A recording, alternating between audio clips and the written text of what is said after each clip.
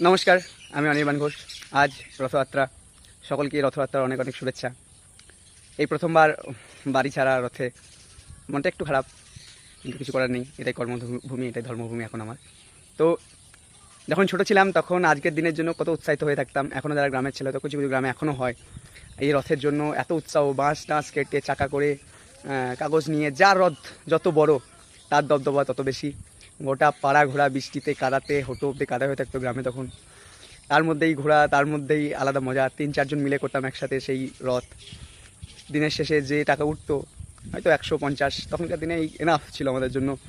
সেই টাকা দিয়ে একসাথে 4-5 জন মিলে বনভোজন ফিস্ট করে সেই চাল তুলে তার খিচুড়ি করে, আলাদাই মজা, আলাদাই দিন ছিল সেসব। এখন হয়তো অত নেই। আজ প্রায় 9 বছর আগে লাস্ট রথ করেছিলাম। আমার বাবা একটা লোহার রথ আমাকে গড়িয়ে দিয়েছিল, তো সেই বছরই লাস্ট আমার রথ। সে গল্প অন্য দিন শোনাবো হয়তো। তো সেসব দিন খুব মিস করি, ভালো লাগে এখনও যখন বাচ্চাদেরকে দেখি রাত নিয়ে টানতে।